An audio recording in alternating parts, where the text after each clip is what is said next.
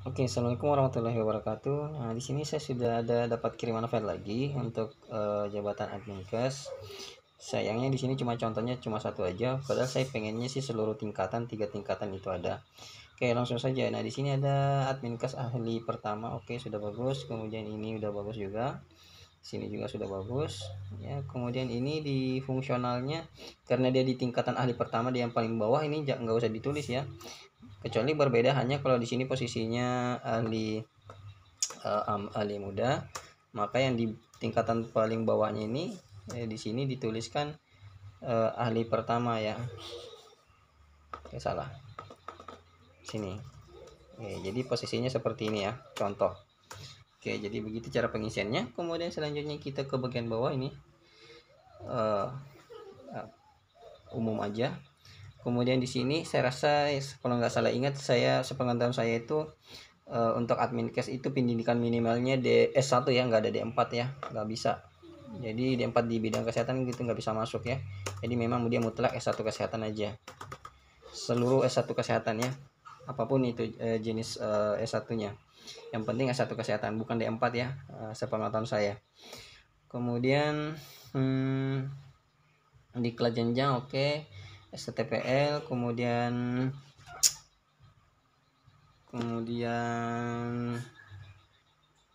ini di sini kalau untuk yang tingkatan ahli pertama, nah ini sekali lagi tadi gagal paham ya. Jadi kalau umpamanya di sini ahli pertama, di sini ya, ahli pertama, saya ulang, maka tadinya di sini kosong ya, kemudian di sini minimal jabatan juga nggak ada. Jadi minimal jabatan itu 2 tahun itu hanya untuk tingkatan yang jenjang di atasnya. Kalau dia di jenjang di paling terbawah itu nggak ada pengalaman minimal ya, nggak boleh ada. Oke, itu kemudian selanjutnya lanjut. Kemudian berkenaan dengan uraian tugas. Nah, ini uraian tugasnya ini terlampau sedikit. Kebalikannya malah volume kegiatannya terlalu besar ya. Jadi menyusun kerangka acuan itu kebanyakan untuk 10 kali ya. Jadi itu hanya bisanya 1 kali aja dalam 1 tahun, atau 2 kali, maksimal 2 kali untuk kerangka acuan.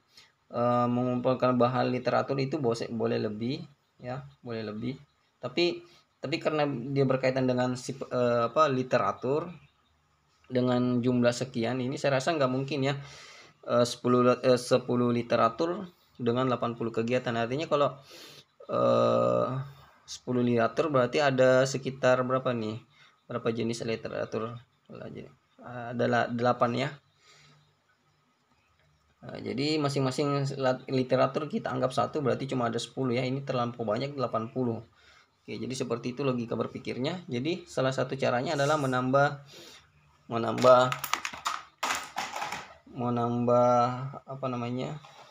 uraian tugasnya ya. Jadi salah satunya menambah uraian tugasnya, di mana uraian tugas itu saya rasa banyak yang bisa diambil di sini. Saya sudah punya contoh uraian tugas di sini. Contoh seperti ini.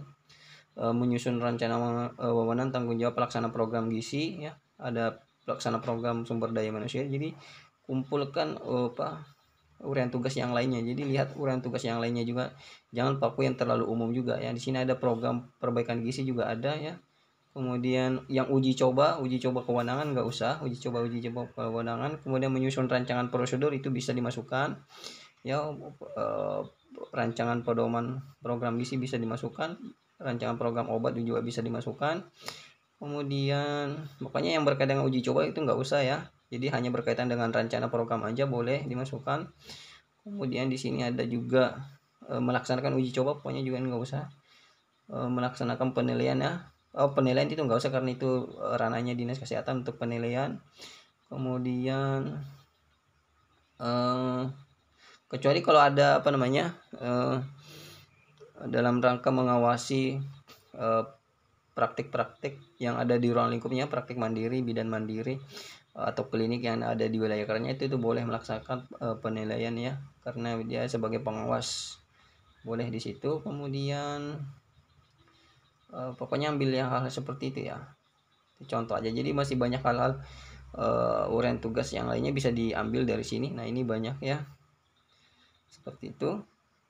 Jadi intinya tambahi uraian tugasnya yang ada di sini tadi, harus ditambahi uraian tugasnya. Karena kenapa?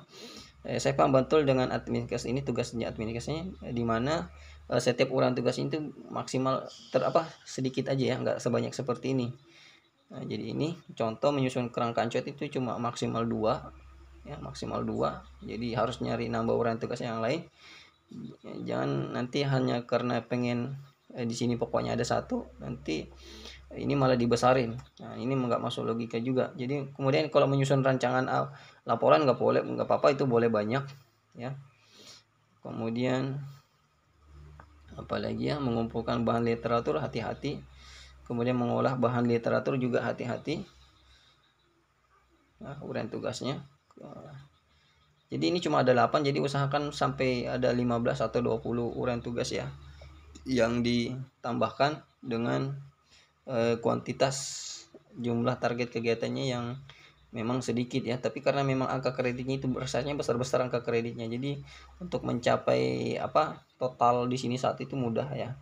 Jadi cari aja di di Rembutnya, karena database aplikasi SKP saya ini juga saya beranjaknya dari Rembut, jadi banyak yang bisa diambil dari situ yang saya sudah peragakan tadi di sini. Contohnya di sini ya. Contoh mengolah mengolah bahan literatur secara manual, dan ada juga mengolah bahan literatur secara elektronik, itu bisa dimasukkan. Kemudian menyusun rancangan tanggung jawab program lingkungan perlindungan lingkungan dan perilaku sehat, itu boleh dimasukkan. Gizi, perbaikan gizi, ada sumber daya manusia, kemudian pengolahan obat ya, itu banyak. Kecuali kalau yang berkaitan dengan uji coba itu nggak usah dimasukkan ya. Oke, jadi berkaitan dengan rancangan-rancangan. Kemudian saya masuk ke bagian selanjutnya di sini di bagian hasil kerja. Nah, hasil kerja itu terkaitan dengan ini ya, semuanya ini yang di atas, karena pada umumnya banyak berkaitan dengan rancangan, berarti harus mengambil bahan-bahan yang mengacu memang yang sumber-sumber referensi atau literatur. Jadi di sini keterkaitannya dengan referensi atau literatur ya. Di bagian bahan ya. Nah, di sini ini peraturan bisa dijadikan referensi atau literatur ya. Atau naskah-naskah ini sudah betul. Nah, sisa menambahi laporannya. Format laporan ini saya juga nggak ada. Saya lihat ketika seorang itu kerja, maka harus ada format laporan juga ya sebagai bahannya. Perangkatnya juga harus ada format laporan juga sebagai perangkatnya juga.